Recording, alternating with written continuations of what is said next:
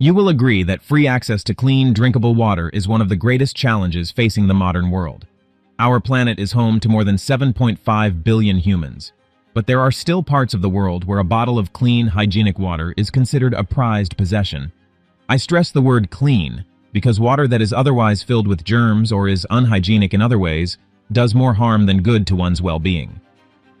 Therefore, one should always take proper precautions while drinking water, especially when traveling abroad.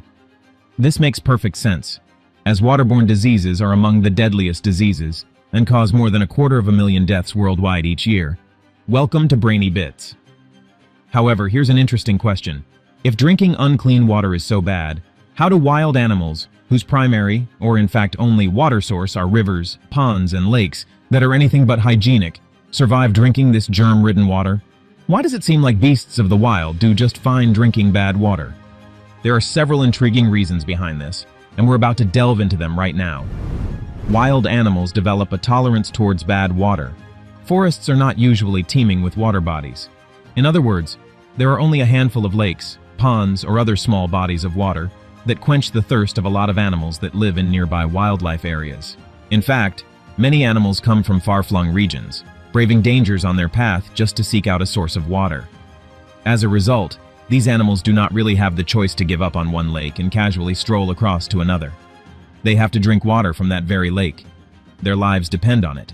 Because they repeatedly drink water from the same source or drink water with bacterial profiles that are not drastically different from each other, their bodies tend to develop a sort of resistance to such bad water. Their immune system recognizes certain bacteria through repeated encounters with them and becomes more effective in dealing with them. However, if a particular body of water suddenly undergoes a significant change in its profile of pathogens, it will undoubtedly lead to the death of a large number of animals that rely on it for hydration and sustenance.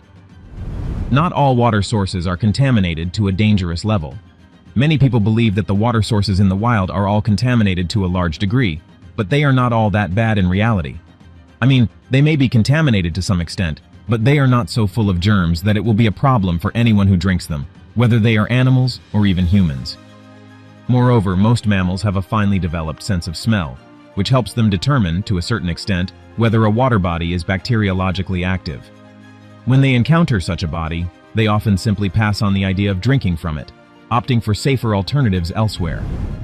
Not all bacterial illnesses are necessarily fatal. As it turns out, many illnesses caused by bacteria or other pathogens present in water bodies aren't life-threatening. In that sense, they're more of an inconvenience than an actual threat to the lives of anyone who drinks from these water bodies. Evolution plays a role. The animals that survive after drinking water from dirty ponds will reproduce and pass on their superior immune system genes. This is not formal and recognized nomenclature to their offspring, who then become inoculated, sort of against a certain profile of microorganisms that occur in water.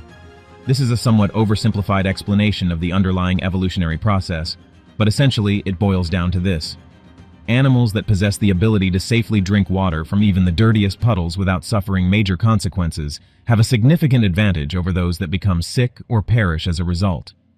This advantageous trait allows them to thrive in environments where water sources may be scarce or contaminated, increasing their chances of survival and reproduction.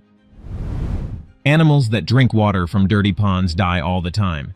Having read all the above points, one might think that animals digest even the dirtiest water fairly well, and that drinking unclean water isn't that bad. If you have this idea, then let me tell you something. The truth is that animals get sick and die all the time from drinking bad water. We only see them drinking water from such dirty ponds and assume that they digest all the contaminated stuff like champs. However, we do not see them hiding somewhere, under the bushes or in the undergrowth, puking themselves out and dying prematurely from infections they have contracted from the water they have drunk from a filthy pond. Many animals tend to hide when they are dangerously ill and stay in hiding until they recover or die. Therefore, you normally don't see the animals who have become ill from drinking water from dirty sources. This kind of hiding behavior in animals is referred to as terminal burrowing. Even humans have been found to exhibit this in cases of gradual hypothermia. Different microbes make different species sick. For example, Vibrio cholerae, the bacteria that cause cholera in humans, doesn't affect hippos. Similarly, the same microbe in contaminated water will have different effects on the members of the same species. Some animals do get sick.